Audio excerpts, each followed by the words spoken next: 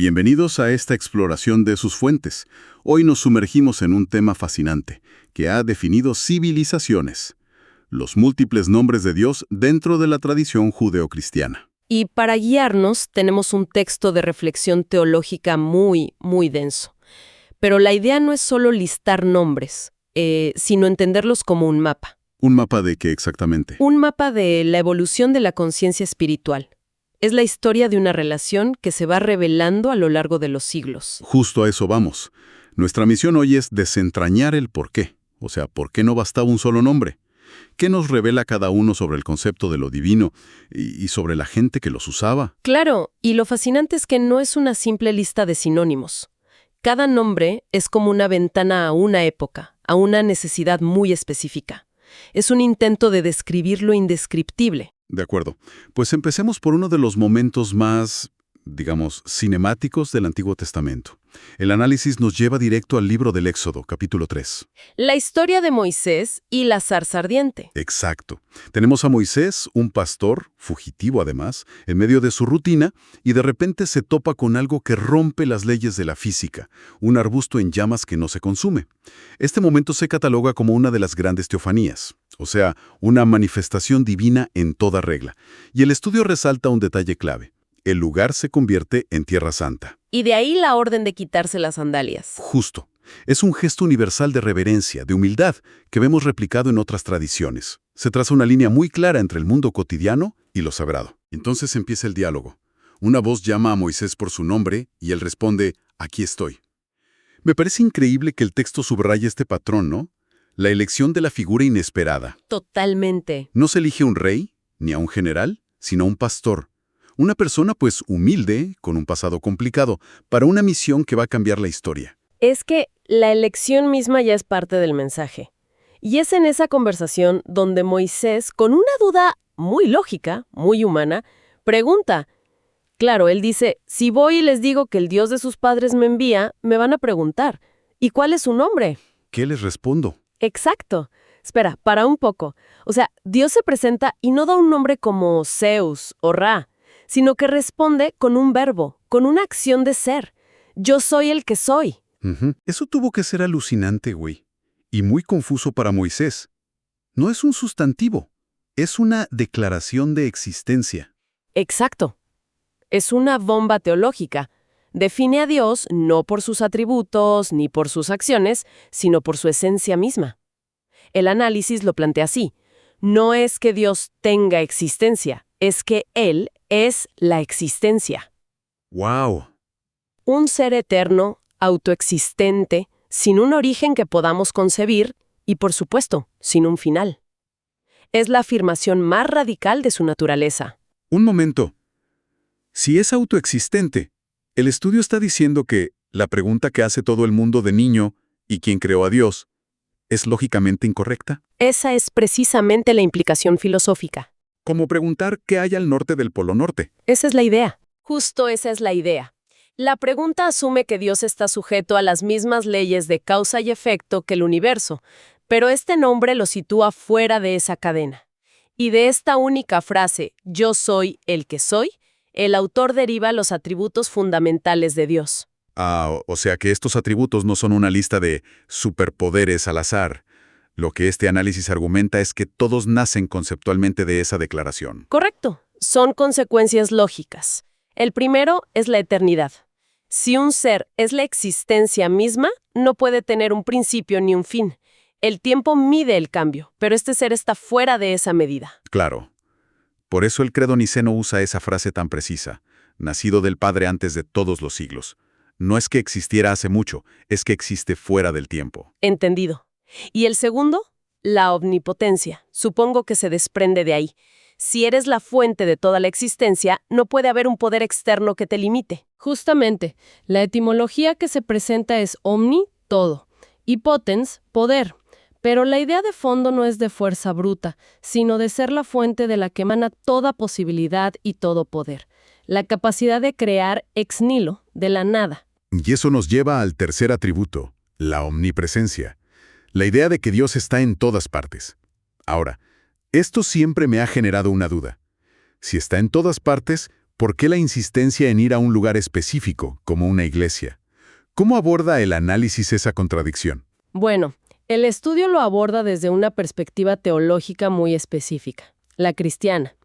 Reconoce la omnipresencia, sí, la idea de que Dios sostiene la existencia de todo en cada momento. Pero Pero propone que existen distintos grados de presencia. Mientras está presente en toda la creación, se cree que hay una presencia por excelencia, una manifestación real y sustancial en el sacramento de la Eucaristía. entiendo la lógica. Desde esa óptica, ir a misa no sería redundante. Exacto. Es buscar un encuentro en su forma más plena, más directa, más allá de la presencia general que se puede sentir en la naturaleza o en la vida. Ok, entiendo el argumento. Yo soy el que soy nos da un Dios filosófico, casi abstracto, eterno, todopoderoso. Pero me imagino que la gente en su día a día necesitaba algo más tangible, ¿no? Claro, alguien a quien rezarle en la batalla o en la cosecha. Exacto. Es ahí donde surgen estos otros nombres, más como títulos descriptivos. Has dado en el clavo. Pasamos de la definición metafísica a la experiencia relacional. El texto presenta un verdadero mosaico de nombres que funcionan así. Por ejemplo, Adonai. ¿Adonai? Significa mi gran señor.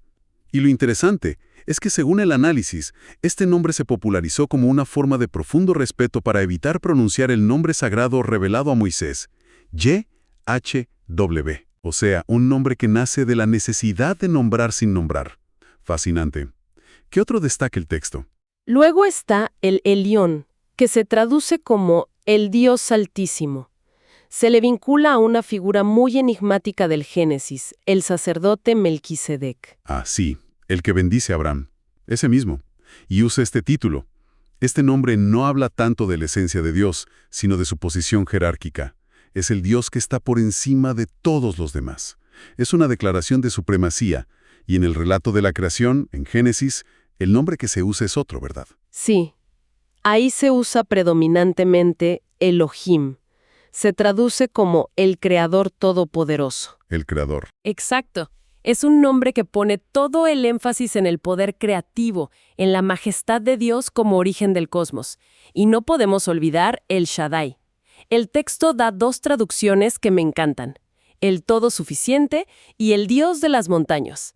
Ambas apuntan a lo mismo: la idea de Dios como una fuente inagotable de bendiciones y protección. Todo suficiente implica que en Él se encuentra todo lo necesario. Y Dios de las montañas evoca una imagen de fuerza, de refugio. Exacto. De algo inamovible, de la grandeza de la naturaleza como manifestación de su poder. Me llama la atención esa traducción, Dios de las montañas. Suena tan primordial, tan físico. ¿Esto sugiere que estos nombres también estaban ligados a la experiencia física de la gente? Sin duda. La espiritualidad de la época estaba muy arraigada en la tierra, en la topografía. Una montaña era un símbolo evidente de poder y eternidad. Nombrar a Dios de esa manera lo hacía cercano, relevante para su lucha diaria. Y finalmente en esta selección se menciona Emmanuel. Este tiene una carga profética enorme. Sí, este nombre es un punto de inflexión, sobre todo para la tradición cristiana. Significa Dios con nosotros, y describe un cambio radical en la percepción. ¿Un cambio en qué sentido? Ya no es un Dios lejano en los cielos o un creador que se retiró, ni siquiera un Dios en una montaña. Es la promesa de una divinidad inmanente, presente y activa dentro de la historia humana. Esto parece un cambio tremendo. Pasamos de un Dios altísimo, respetado desde la distancia, a un Dios con nosotros. ¿El análisis presenta esto como una evolución? Absolutamente. Es una trayectoria que va de la trascendencia a la inmanencia. De un Dios al que se teme y reverencia desde lejos, a un Dios que camina al lado de la humanidad. Cada nombre marca un capítulo en esa historia. Hemos estado hablando del nombre sagrado que no se podía pronunciar, YHWH. Pero hoy en día escuchamos dos versiones, Yahvé y Jehová. Siempre me he preguntado, ¿de dónde salió esa J? ¿Aclara el análisis esta confusión? Sí, y lo hace de una manera puramente lingüística e histórica. El punto de partida es el tetragramatón, las 4 consonantes hebreas Yod, He, Vav, He, YHWH, Este es considerado el nombre propio y más sagrado. Y aquí entra el detalle técnico que lo cambia todo. El hebreo antiguo no usaba vocales escritas. Era un alfabeto solo de consonantes. Exactamente. Y como mencionamos antes, por un profundo respeto, los judíos dejaron de pronunciar el nombre en voz alta. Lo sustituían en la lectura por Adonai, Señor. Con los siglos, la pronunciación original de EHWH simplemente se perdió. Entonces, ¿de dónde sale Jehová? Aquí es donde el estudio es muy contundente. Sostiene que Jehová es una construcción artificial y muy tardía, del siglo XV.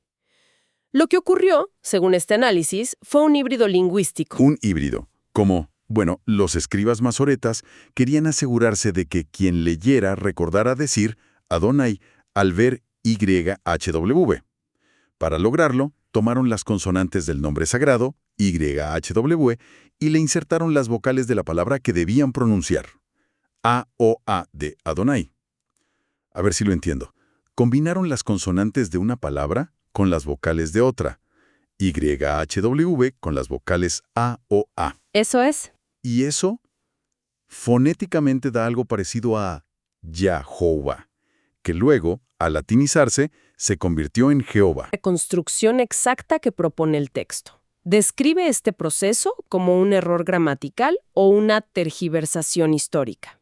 Es importante señalar que esta es la perspectiva de este autor, aunque coincide con el consenso académico y teológico mayoritario hoy en día. Entiendo. La mayoría de los eruditos favorecen Yahvé. Sí, como la reconstrucción más probable y filológicamente correcta de la pronunciación original. Vaya recorrido.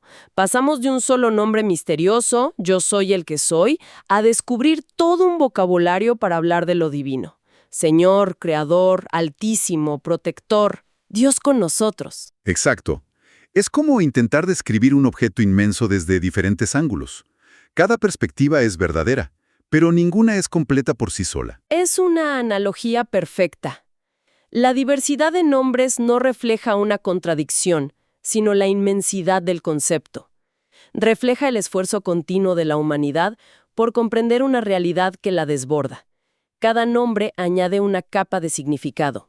Así que, al final, esta historia de nombres nos dice tanto sobre nosotros como sobre Dios. Sin duda. Revela nuestras preguntas más profundas, nuestras necesidades. Cuando la gente se sentía vulnerable, lo llamó el Altísimo. Cuando necesitaba provisión, el Todo Suficiente. Cuando anhelaba cercanía, Dios con nosotros. Los nombres son un espejo. Un espejo de la condición humana en su búsqueda de sentido. Y eso nos deja con una pregunta para la reflexión. El análisis detalla cómo estos nombres fueron revelados o desarrollados en el pasado. Y esto nos lleva a pensar, si la búsqueda espiritual continúa, ¿qué nuevas formas de entender o de nombrar en lo divino podrían surgir en el futuro? Y más allá de la teología, ¿qué nos dirían esas nuevas descripciones acerca de nosotros mismos, de nuestros valores y de las preguntas que nos hacemos en este siglo?